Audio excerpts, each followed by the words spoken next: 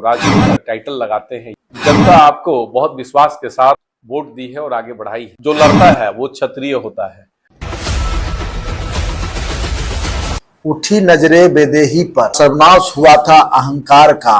अब कौन राम शास्त्र उधरेंगे, देख हाल कलयुग की नारी का, देख हाल कलयुग की नारी का। जी हाँ दोस्तों, नमस्कार, जय हिंद, वंदे मातरम। हम बात कर रहे हैं बिहार की उस राजपूत बेटी की नहीं, हम भारत की बात कर रहे हैं, जहां अभी आपने हाल ही में देखा विपत्ति को, इस वारदात को किस नजरिए से देखते हैं?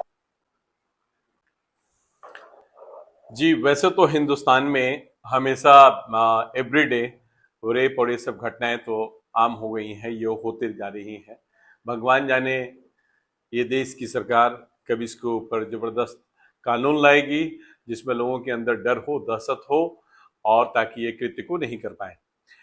देखिए, जो बिहार में वो बच्ची थी, ये बहुत ही घृणित काम हुआ, सामूहिक बलात्कार हुआ। 16 साल की बच्ची थी और उसको रेप करने के बाद उसको जब वो चिल्लाई है, जैसे कि हम लोग न्यूज में देखे हैं, चिल्लाने के बाद उसको कुएं में जाकर के फेंक दिया। तो आप ये सोचिए कि ये किस ढंग का घृणित, यानी मानवता को भी शर्मसार कर रहा है। ऐसे पहलुओं पर बिहार सरकार को जितना ऊंचा आवाज सम्राट चौधरी जी उठाते थे, उसको किसी जाति विशेष को न लेकर, एक बेटी, और बेटी सबके लिए बराबर होती है, बेटी का एक ही जात होता है जो बेटी है, उन गुंडों के ऊपर जो ये कृत्य किए हैं उन सब पर स्ट्रांग कार्रवाई हो।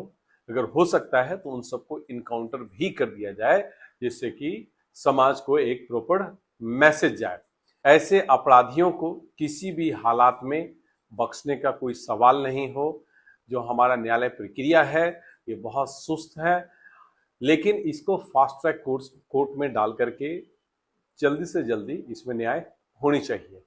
अब आते हैं, बिहार की जो राजनीति है वो जातिवाद के ऊपर टिकी हुई है। तो जिस जातिवाद के ऊपर टिकी हुई है, जिस जाति को लेकर के लोग आगे बढ़ रहे हैं, आज बिहार में तकरीबन 33 ऐसे राजपूत हैं जिनका मुंह नहीं खुल रहा है, वो मुंह खोल ही नहीं पा रहे हैं। उन्हें डर लग रहा है कि इस अन्याय के खिलाफ आवाज कैसे उठाएं, और दूसरा, एक दूसरे का मुंह देख रहे हैं, बोले या नहीं बोले, बोले या नहीं बोले। तो मैं ये कहूंगा कि धिक्कार है ऐसे जितने भी जीत करके बिहार विधानसभा में, खासतौर पे जो अपने आप को राजपूत का टाइटल लगाते हैं, ये कहते हैं, धिक्कार है ऐसे लोगों पर जो आवाज तक नहीं उठा पाते हैं। मैं तो अभी तक ये सुना नहीं हूं कि 33 में से 3 लोग भी उस बच्ची के दरवाजे पे गए हुए थे। अरे मेरे भाई, जनता आपको बहुत विश्वास के साथ वोट दी है और आगे बढ़ाई है। आप जाति विशेष करना से ही एक बेटी के मूल रूप से ही तो जाते हैं। आज आप सभी, आप कहते हैं कि गर्व से कहो कि क्षत्रिय हैं। आप में से कोई भी क्षत्रिय नहीं है। क्षत्रिय की अलग पहचान होती है।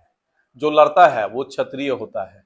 आपने तो आवाज भी नहीं उठाया। तो ऐसे बेशर्म जितने भी विधायक हैं, मैं तो यही कहूंगा कि जनता इसको पहचाने।